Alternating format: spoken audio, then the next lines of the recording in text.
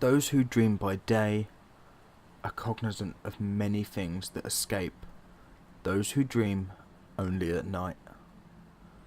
Edgar Allan Poe. Go to bed and wait for the Sandman. Even as it came out of James's mouth, it seemed to him a strange thing to say, and he was not sure why he had. But for some reason it worked. Daniel went to bed. The next morning, though, he asked, "What does the Sandman look like?" James was making breakfast. Daniel sat at the table, short legs swinging under his chair. "Nothing, really," James said. "It's just an expression." "Well, what does it mean?" "Just something people say." He put a plate of eggs in front of Daniel and kissed him on the top of his head. He thought that would be the end of it. Until he saw the Sandman for himself. He was getting ready for bed and stopped by Daniel's room to check on him while he slept, as he often did. It was such a routine precaution that when he saw a pale, naked man sitting on the edge of Daniel's bed, rocking back and forth, it took a moment for him to process what he was seeing. He reacted the way any father would, of course. He ran into the room screaming, and for a moment he thought about attacking the intruder, but then the man on the bed turned, and that's when James saw what it wasn't really a man. It was a pale, slivery thing, hairless and warped, its joints turned the wrong way, and its body out of shape with itself. When it moved, it was like an insane marionette dancing on the stage. James froze. The skittering thing watched him. He felt spreading warmth, and he realised he had pissed his pants. Only when he remembered that Daniel was still there in bed, staring at the broken-shaped thing sat a foot away, did he regain the courage to move. He grabbed Daniel and ran. Ran in the hall, and then he turned to see if the thing would follow them, but it didn't. For a moment it watched, and then, moving like a non-stop motion nightmare, it crawled to the window and jumped out, leaving only the billowing curtains to mark its passing. James had trouble talking to the police. He reported a break-in, but when asked to describe the intruder, he didn't know what to say. How could he make the ordinary man in the blue uniform sitting in his kitchen table while two of his colleagues searched the house understand a thing like he'd seen? He couldn't even understand it himself. To make it worse, Daniel's memory did not correspond to James. He described an ordinary-looking burglar. A man in a mask, he said. James thought about it. Had it been a mask? No. It would have been too full a costume. And an elaborate one. Something like they would use for a movie. And that would not explain the way it moved. But in the end, he simply echoed his son's testimony. A man in a mask, he said. A burglar. The lie unsettled him almost as much as what had happened. The doctor said that Daniel wasn't hurt and showed no signs of molestation. James was relieved. They stayed in a motel for a couple of nights until they felt ready to come home, and then James had a new security system installed, along with bars on the windows. He didn't like the sight of them in Daniel's room, but it seemed like the only thing to do. James was frightened the first night back in the house, but Daniel, strangely, was not. When asked if he felt okay sleeping alone, he'd just say yes. In the end, it was James who found himself wishing he was not sleeping alone. He was up all night listening for the sound of anything moving in the house, although he'd convinced himself that his memory was faulty and that it had been a normal, albeit probably deeply disturbed, man in his son's room. When he closed his eyes, even for a moment, he pictured bloodless skin and twisted, inhuman face. He found himself wondering, why my house? Why my family? He knew, of course, there didn't have to be a reason, but still, he wondered. 2 weeks later, Daniel stopped talking. James didn't notice at first. Kids went through quiet phases sometimes, but eventually he tried to get Daniel to talk, and he wouldn't. Eventually, it became clear that he couldn't. Back to the doctor they went. Nothing wrong with him that we can see, was the diagnosis. Was it the trauma? James asked. Could be, they said. Sometimes these things come on late. Children can be a mystery to even those who know them best. They recommend a child psychologist whom James couldn't afford. He could not, for that matter, even afford the bill they were giving him now. Nothing seemed to help. Daniel would write out answers to questions sometimes, but never more than a yes or no. When James asked him what was wrong, or if he'd seen or heard anything that frightened him, Daniel would only stare. He seemed furtive and bemused. James found himself missing the sound of his son's voice. Sometimes he wanted to hear it so bad that it ached, but it seemed that Daniel would not talk again until he was ready. James had other things to worry about too. He was convinced beyond reason that the intruder was not really gone. Though the alarm never went off and the locks and bars remained undisturbed, he was sure that he heard movement in the night. Not normal movement. It was like the sound of a huge snake slithering through the house. When he heard it, he imagined horrible things. Nothing was ever there when he went to investigate, though he often thought he glimpsed something just out the corner of his eye, a pale foot, a misshapen shadow that would slink away as soon as he turned. He rarely slept, and when he did, he had haunted dreams. Soon he realised that he had not left the house in weeks except to go to the bank or buy groceries. He felt hemmed in. With Daniel acting mute, he hadn't seen an actual conversation with anyone in weeks. So he called his mother. The connection was bad and her voice sounded faint, on the verge of being not there at all. I guess I'm okay, Ma, he said, pausing to wipe the sweat from his palms, and then he would make sure he could hear Daniel playing in the next room. But things have been a little rough. We had a break-in. Oh, how awful, Mum said. Did they take anything? Nah, they just ran off. It was weird though. I haven't really felt comfortable since then. Are you still working at the hospital? No, Ma. I left last year, you know that. Oh well. Have you been getting out? What about the nice woman you were seeing last year? The one who played the piano?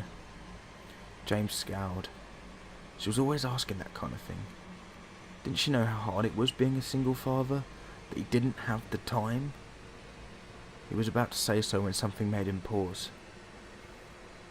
Ma, is anyone else on the line? I don't think so. James was sure he heard it though. The short, gasping sound of someone trying to hold their breath and failing. A cold feeling crept across the back of his neck. You're sure nobody is listening on the other phone? Dear, there is no other phone. I'm on the cell. That's why the service is so bad. Then what is... James stopped. If the sound wasn't coming from her end, then... He dropped the phone. He raced to the hall. The extension hung on its hook, undisturbed, heart pounding. He hurtled into the garage. The spare phone sat on the workbench. No one was in sight. But could they have been? Could someone have been here all along, listening to his phone call, and then slithered away? Maybe they were here even now. The next day he took out the extra phone extensions. He even filled in the jacks with a rubber cement.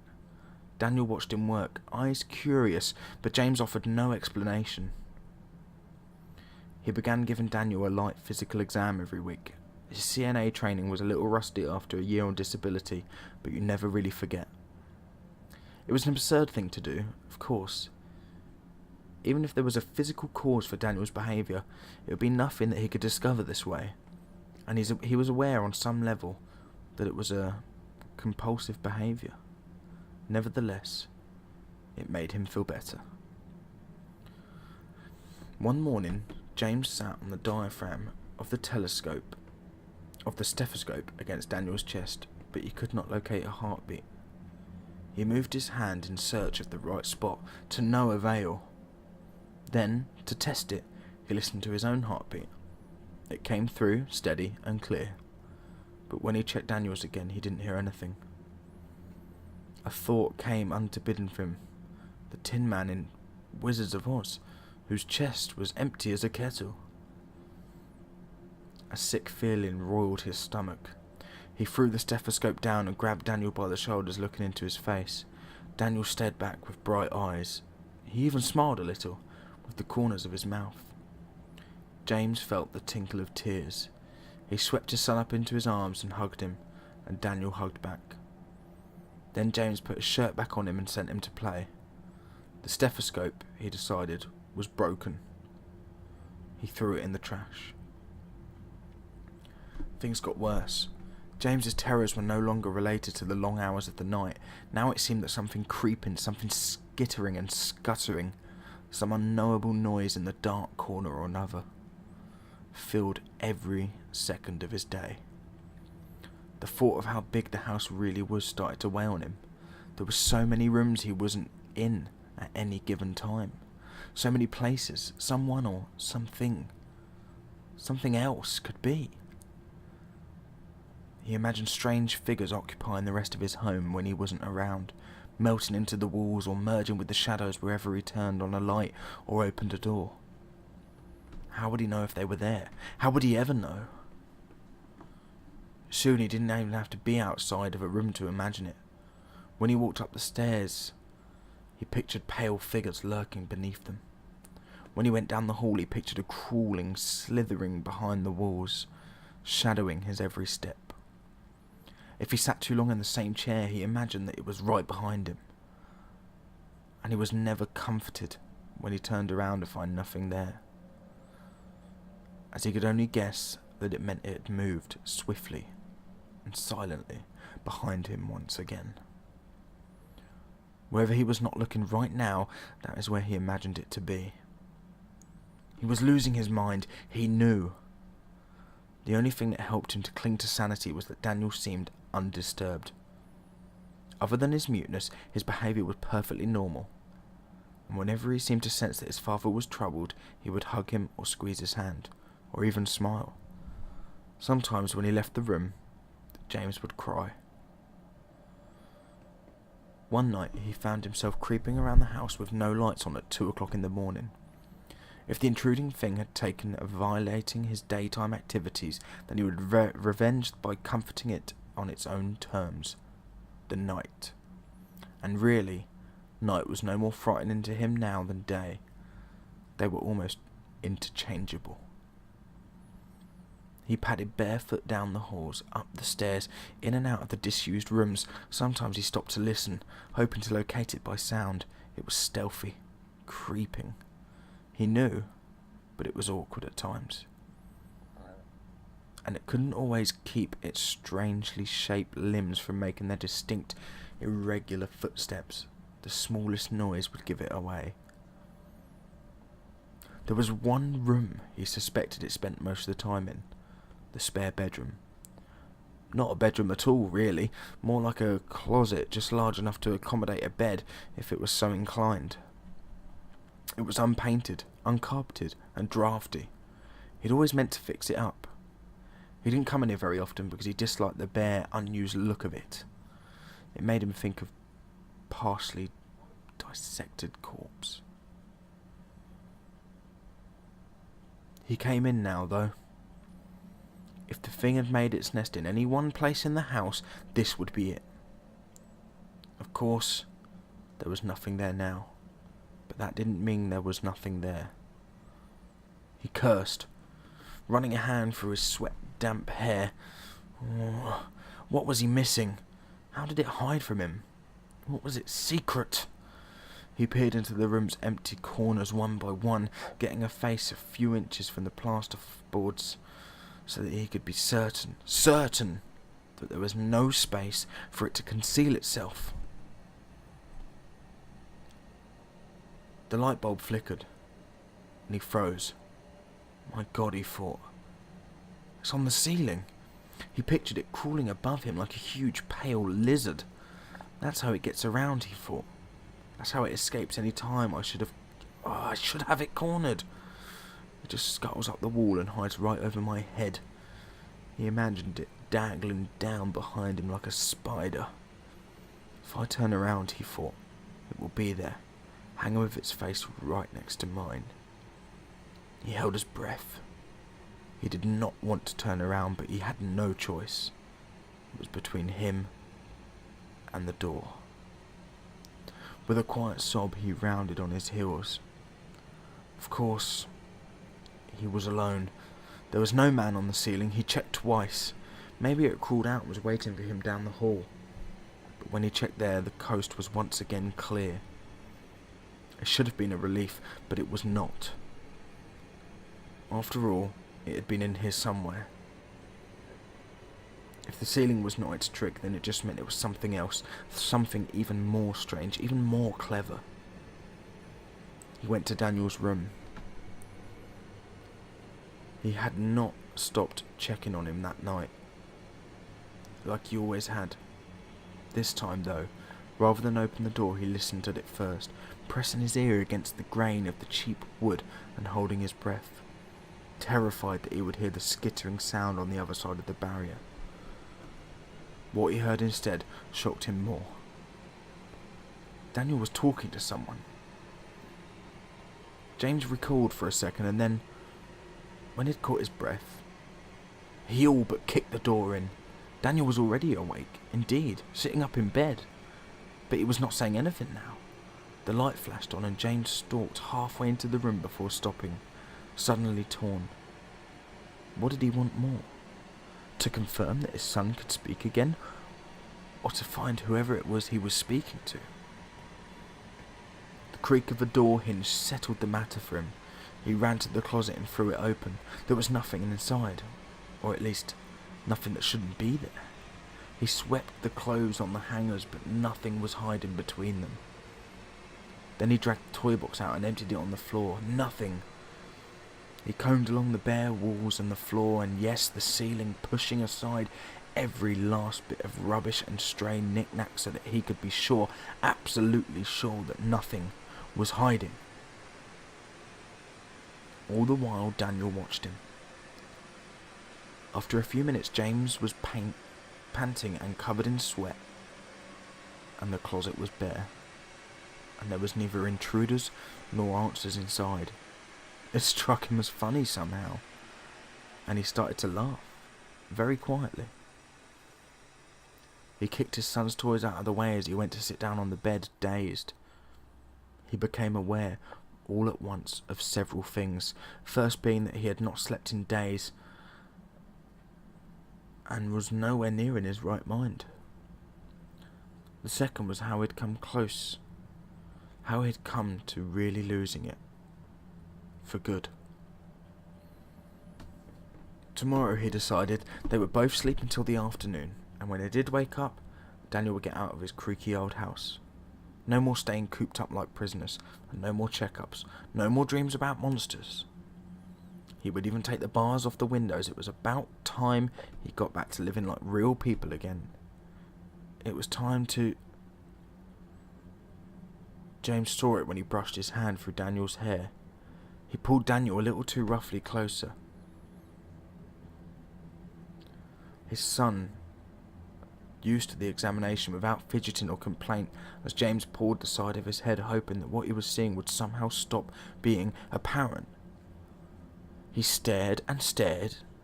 He ached from not blinking, but there was no denying what was right in front of his eyes. Daniel was missing an ear. No. He realised without mounting nausea. Both ears. There was no injury, no incision, no mark. At least not where there should have been. Simply smooth, blank flesh. As blank as Daniel's quiet, unperpetrated demeanour. James swept him up into his arms and ran into the hall. He was not sure if he was going, if he was meant to, what was he going to do when he got there. He just knew that there was nothing more important than getting his son out of that house, but their path was cut off. A naked man sat in the hallway with his back to them. No, not a man. James recognised its stretched limbs and stooped shoulders, the pale thing that squatted in its haunches, rocking back and forth. It was Pulseed. It almost seemed to be in pain. James hugged his son closer and backed away. Then he heard Daniel's voice. Daddy. James turns to Daniel, and he heard the voice again. Daddy. But Daniel's lips had not moved. James looked back at the haunched figure. Its head jerked when it torched like a tick. Hello, Daddy. James' mouth went dry. It took several tries before he could speak. Don't call me that. It is. This voice's name for you. Go away.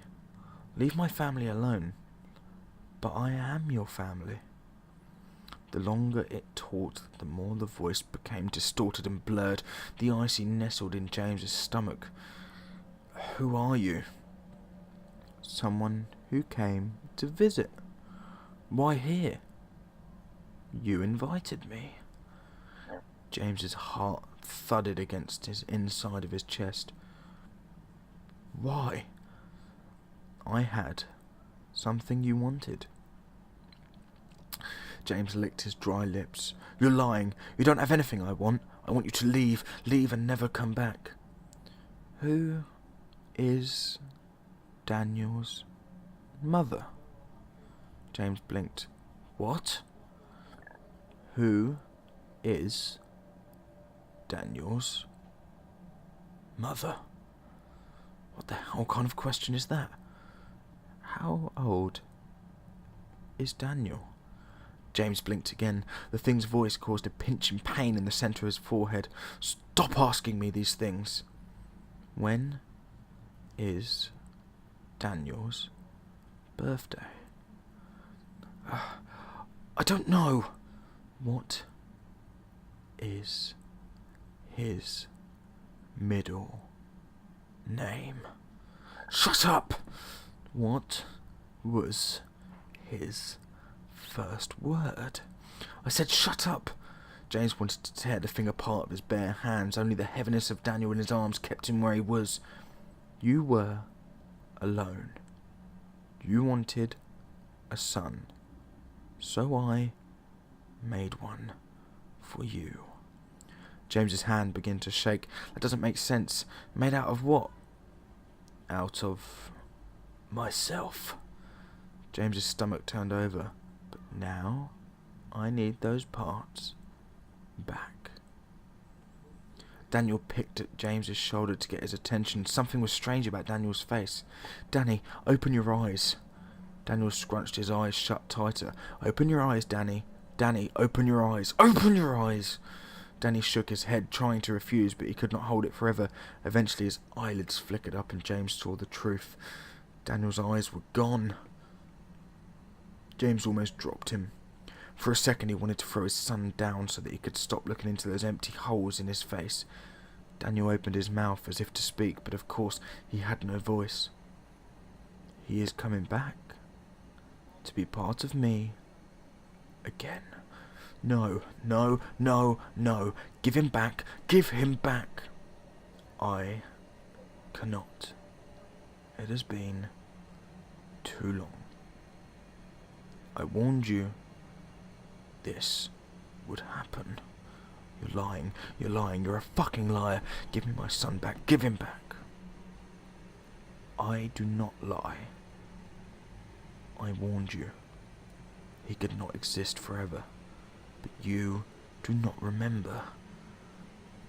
You can only remember what I want you to. You forget all the times we have talked. Daniel felt like a doll or an empty bag. His hair was falling out, disappearing before it touched the ground. His hands vanished into his sleeves and his foot rolled up inside his pant cuffs. James cradled the tiny shapeless thing. Tears streamed down his face. Soon he had held a pile of empty clothes, and then those too were gone. He looked around the house. Toys disappeared, photos vanished from their frames. Daniel's little shoes were no longer by the door. James turned towards Daniel's room and was confronted by a wall where the door should have been. He groped the blank surface, fingertips scrambling. He hit his head against the wall. The pain didn't feel real. Why did you do this? It was what you wanted. And I learned so much. This is impossible. People will ask. People will wonder. The police, the hospitals, the people in the neighbourhood. They have already forgotten him. They only remembered what I wanted them to. Like you. James pressed his hands to his aching skull. Will I at least remember him after this? You can try, but your mind will fail you. Now that everything he was is part of me again. James sat on the floor, looking at the blank wall. Out of the corner of his eye, he saw the thing creep towards him and even felt the wet hand on his shoulder, but he did not look at it.